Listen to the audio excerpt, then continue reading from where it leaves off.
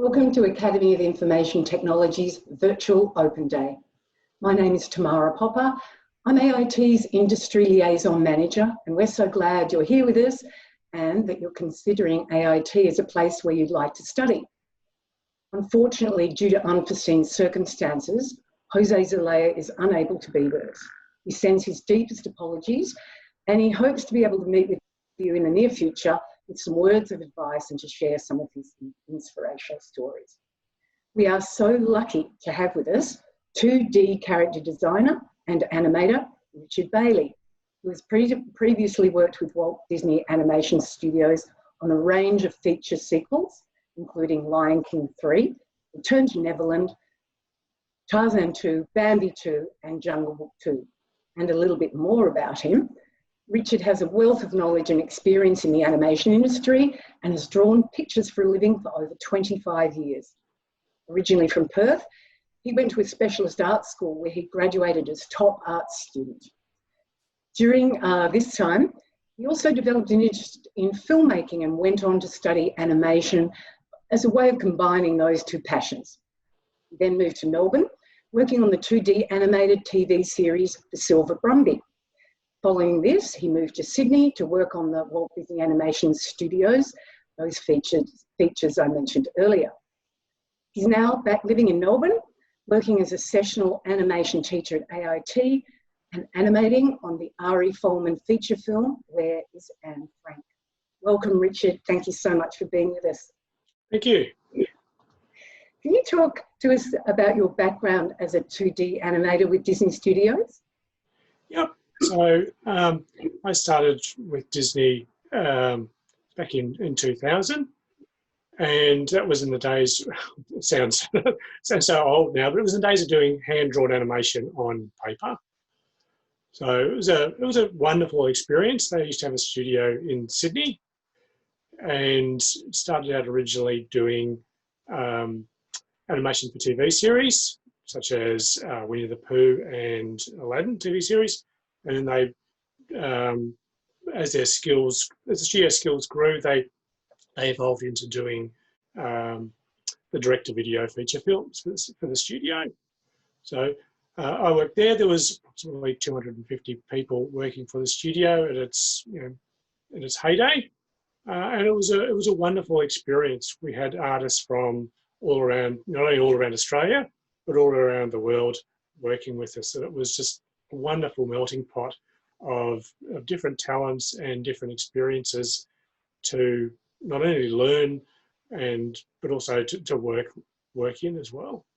Well, that's amazing, because you were working there before the days of sort of working virtually. How did that work in the pipeline, and what were you doing within the animation pipeline at Disney then? So I was working there as an animator. So yeah, the non-virtual pipeline was interesting. There was conference calls with the mother studio back in LA. There would be sort of weekly conference calls with them, and work was sort of sent back and forwards as we would progress on it. But animation takes a long time to sort of to make something. So as in live action have daily rushes. Well, animation usually sort of have weekly rushes. So work would sort of go back and forwards on a weekly basis. And we would have sort of key people come out from the US studio and visit us and work with us at various points in the production. We'd also operate on our own to a fair degree. There would be obviously the key people in the studio would have that direct line of contact to the directors in LA and what was required, and they would sort of work under their guidelines to instruct the rest of us working on the film. Could you talk about maybe one of your favourite Disney features that you worked on, or one of the favourite characters you got to draw? Probably have two from my time being there. First one being Timon from the Lion King film. He sort of really appealed to me. He's a very sort of strong personality-driven character. with lots of sort of fun lines. And obviously I'd seen the original film. So the chance to sort of work on him as a well-known character was, it was very exciting. And probably sort of pushing back to sort of, my sort of younger days, I was, very enthused by the Warner Brothers animation, and probably sort of, Mickey Mouse, Donald Duck and Bugs Bunny. And probably of the Disney stable, Timon was very much like one of those sort of characters. The other character that really sort of appealed to me, that I worked on while I was there, was Stitch from Lilo and Stitch 2. So I had the joy of sort of working on that character, and he was, again, just a really fun personality character to work on. And that also sort of holds that character also holds a special memory for me too, because while I was working on that film, my first child was born as well. So, so there was that sort of special memory that, attached to that character too for me. But yeah, amazing flexibility in your drawing skills, because you have to jump from, the character in the Lion King to Lilo and Stitch. I mean, how do you get to that point where you have that varied drawing skill set? It's a solid foundation of drawing essentials. Sort of cutting characters back to their sort of those basic shapes and basic forms of construction, and that's what it's all generally founded on. It's really solid drawing, and the characters are constructed that way. And that was sort of how we're sort of, and it was how I learned to draw, even prior to going to Disney, but it was certainly sort of reinforced there, and it was there's just a lot of really good, you've got characters that the great artists have not only developed and created, but drawn repeatedly as well, and by getting to draw them yourself, you pick up have those skills sort of imbue themselves into your own work. Yeah, it's amazing to think that animators worldwide are still drawing Mickey Mouse. Yeah, absolutely. But yeah, so with being an animator too, I've sort of heard the term that animators are actors with a pencil, but any actor is always still that same actor, whether they've got makeup or prosthetics on, but as an animator, you get to be, not only do I get to be a 40-year-old man, but I get to be a woman, and I get to be a gorilla or an alien or a meerkat. I get to, I'm not bound by the physics of my own body. That's so exciting that you can delve into different characters and almost, immerse yourself and become that, in your daily, in your job. Yeah, it's a lot of fun. And so it's not a job where you sort of you plateau and you suddenly go, well, I've learned everything. I can hang up my pencil now and that's done. You're always presented with new challenges, and there's always something to learn. And whether it's just the intricacies of a particular project and and picking up a new drawing style for a particular project, or whether it's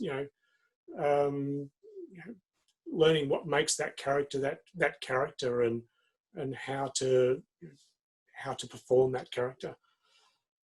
Well, that brings us to the incredible project you're working on now with multi-award winning animation director Ari Folman on the amazing Where Is Anne Frank. Can you tell us a little bit about delving into Anne Frank? Yeah, it's a very exciting project to be part of. It came up for me sort of mid last year when I was approached to potentially work on the film, and at that stage I wasn't told what the subject matter was. It was just we've got this new film. It's this new Ari Folman film, and I knew the name and sort of did a little bit of looking up and discovered what other films he'd done in the past, and I actually declined to work on it initially because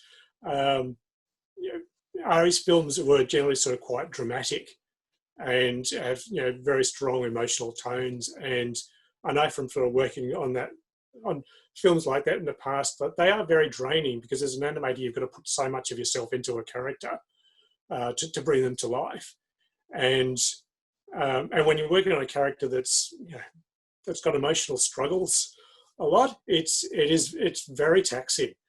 But then sort of at the start of the year, the film came back again, and I was reapproached, and I was told, you know, the film about Anne Frank, and you know, I certainly knew who the character was, and I knew a little bit about her. I didn't know, you know, a great deal of depth about the character, but it was, you know, at that time I sort of thought, well, this is going to be a very important film to work on. And I then sort of said, well, yes, I'm definitely in. And not only was it also a chance to get to draw sort of hand-drawn animation again, because projects like this don't come up all that often. But the importance of the film and the profile that the film is going to have, I felt was certainly something that I wanted to be a part of. A couple of things I'm intrigued about. Firstly, what was it about you that they kept coming back to? What was it about Richard Bailey and your work that they wanted to? And then, well, answer that question first. So as you said, I'm back in Melbourne now. So it was a studio here in Melbourne that was approached to do the film.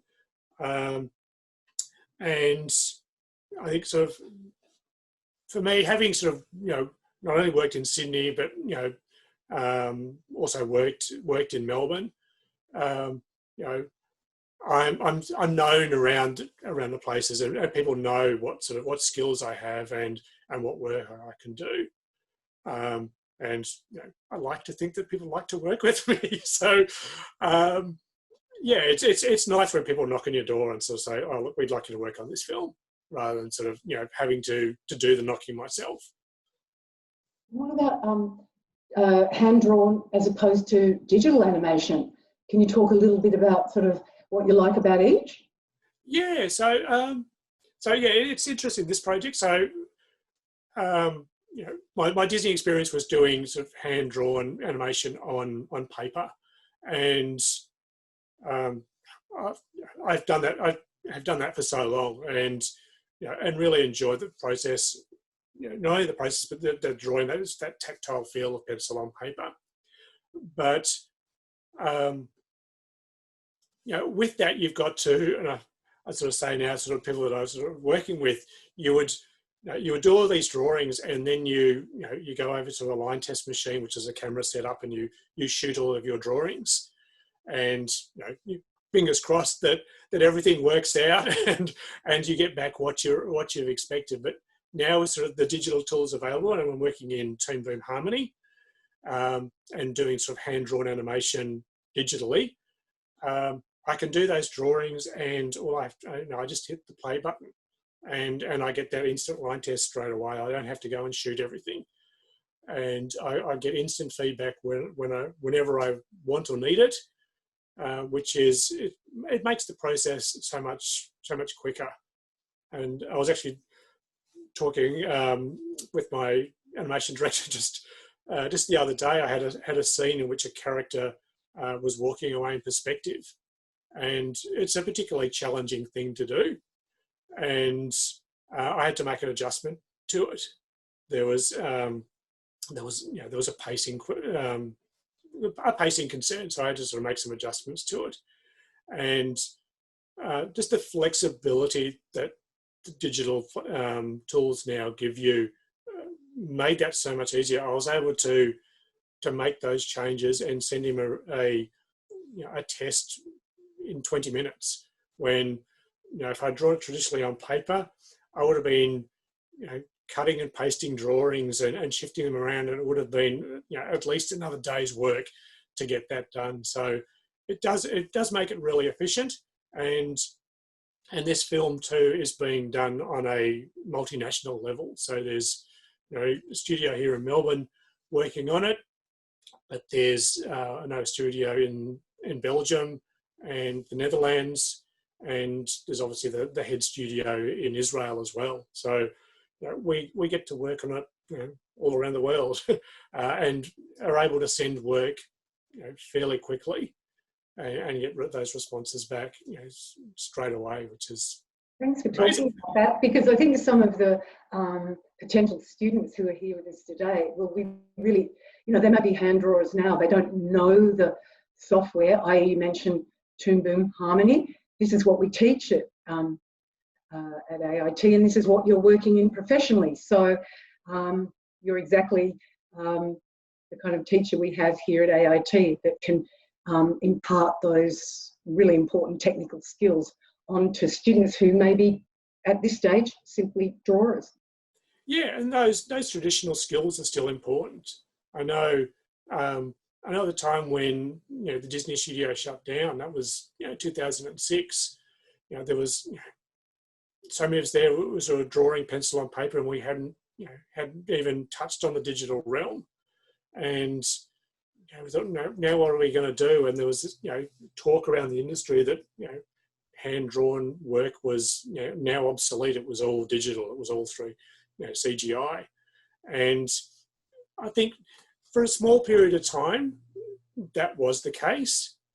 But so many of my myself and fellow co-workers have risen to the fore, and those traditional skills really do come to the front. And we can learn the digital tools very quickly. If we know how to draw, we know those fundamentals, then the software comes. The software is just another tool. It's like picking up a pencil or a paintbrush. It's another tool. You mentioned 2006. That's 14 years ago.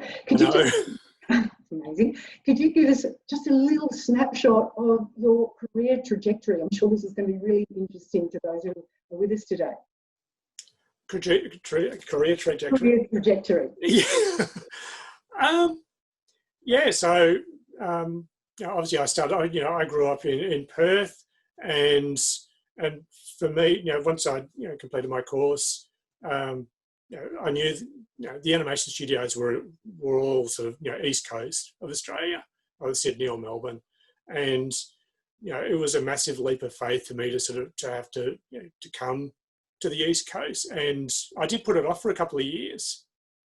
I finished, and I didn't have my parents were in a position to be able to support me to come over to either Sydney or Melbourne. And I had applied to the Disney studio and been accepted, but just that upheaval to move from one state to another was a big roadblock for me at the time.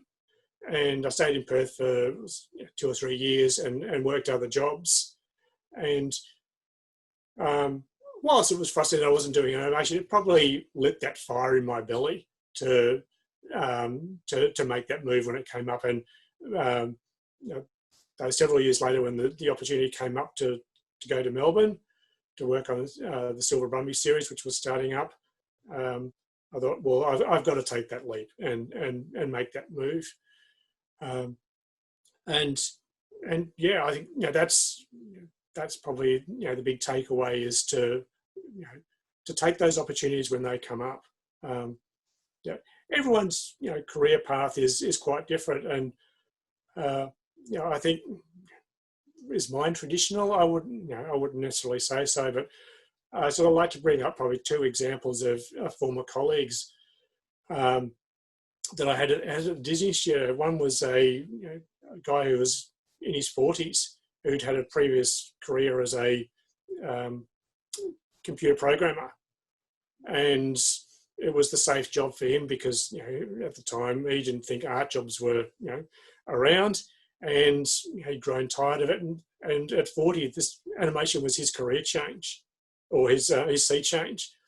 And at the same time, there was another guy working at the studio who had come in on work experience, and the studio was so impressed with what he could do that they actually had to wait until he was 14 and 9 months old to hire him at the studio. So there's no set there's no set career path, and those are certainly sort of two very extreme examples, but I think they're good ones to highlight that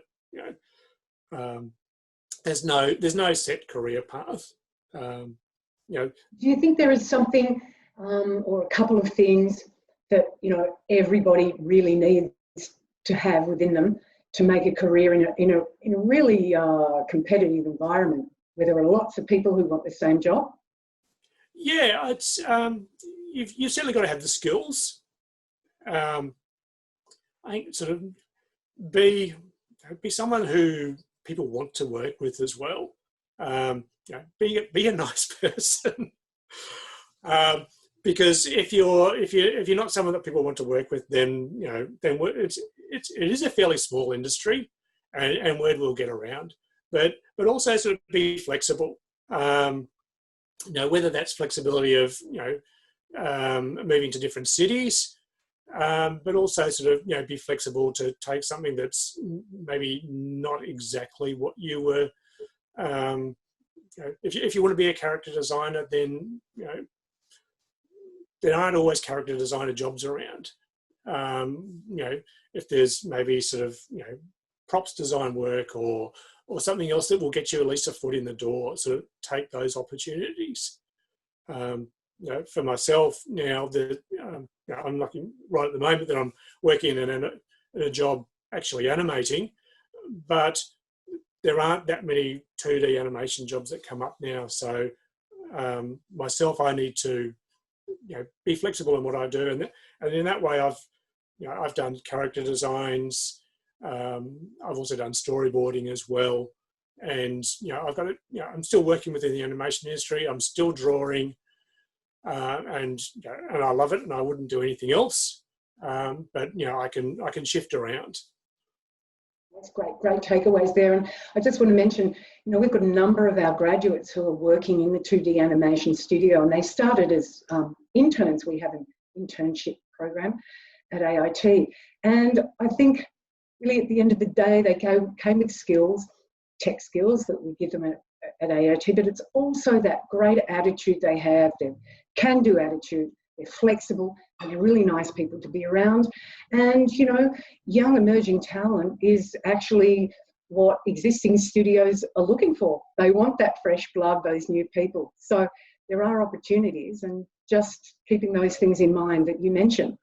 Yeah, absolutely. So, any new studio that's looking to sort of hire someone, not only do they want someone that fits within their studio culture, and is willing to be part of a team, because you need to be part of a team. We're making films 1/24th of a second at a time.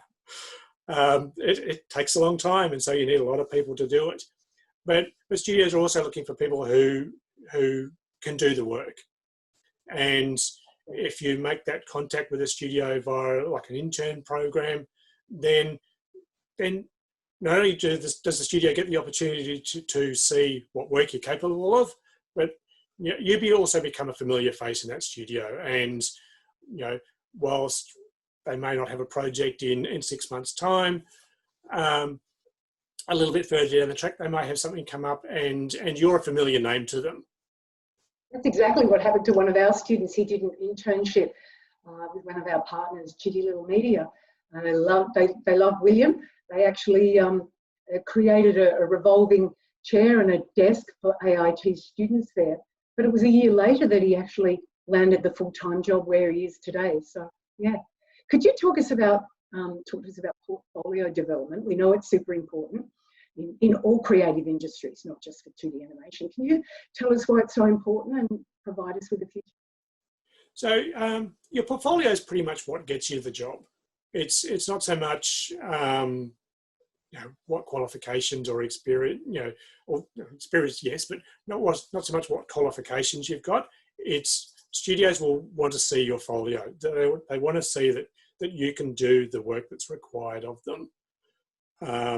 And I think so having some flexibility in what you can do and what you show that you can do makes you more of a hireable person for that studio. I've certainly seen numbers of folios in my time, and from my perspective in reviewing folios, that's what we look for in a studio, is someone that can do sort of what's required. So, exactly. And keeping your portfolio updated with your latest work that you like. And also work that you may have done collaboratively in a team, or even those projects you just work on your own.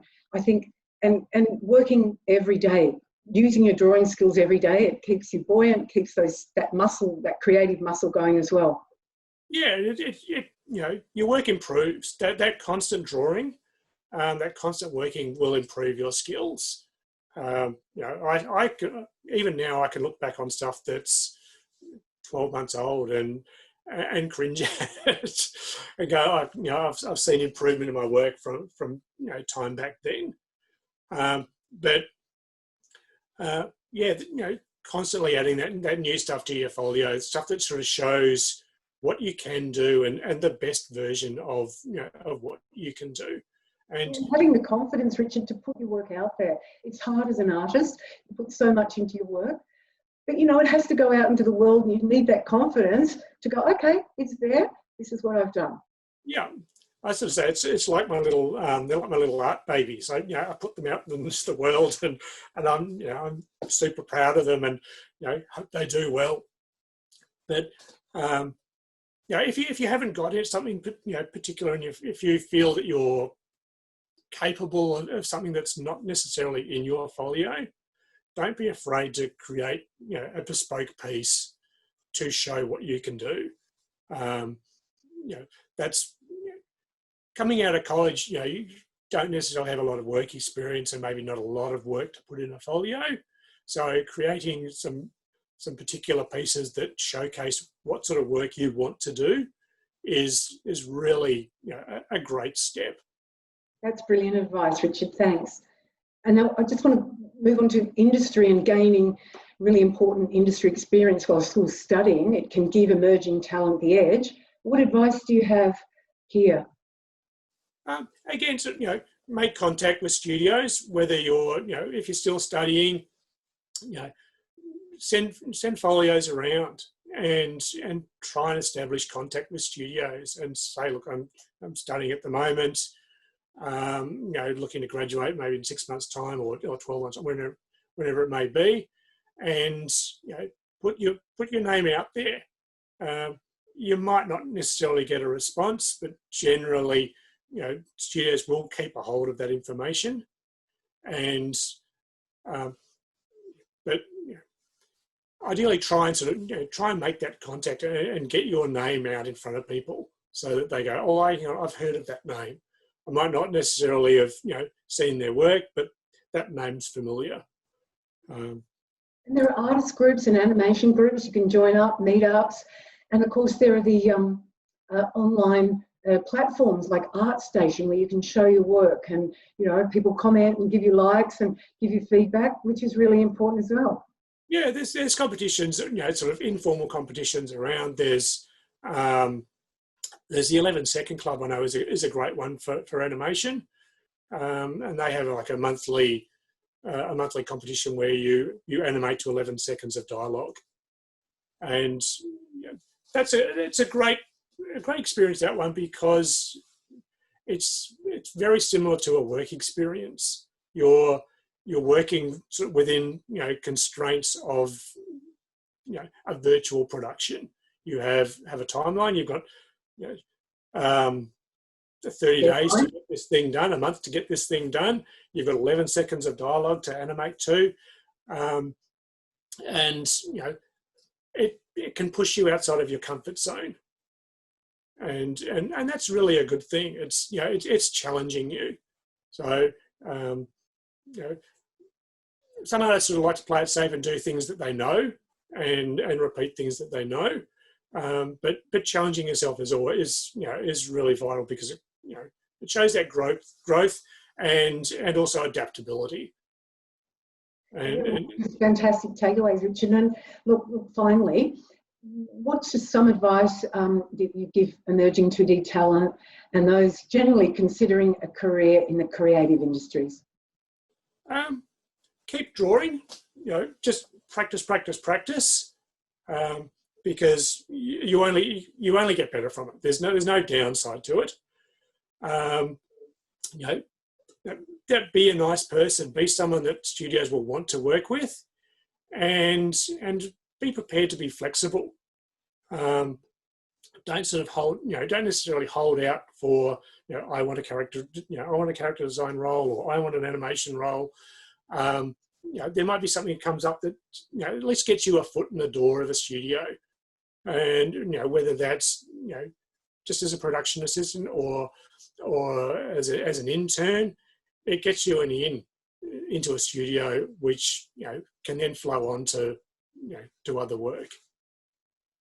Richard, look, your advice has been absolutely amazing. It's been fascinating hearing you talk about your career and some of the amazing projects you've worked on. All the best with your current project. And people who are with us today, you can stay in and you can meet with our 2D animation teachers as well as other teachers. Ask as many questions as you want. It's really important to seek that advice. We know what you're considering at the moment. And and do your research and just get immersed in what you love doing and stay passionate about it. Richard, thank you so much. You're welcome. Thank you for having me.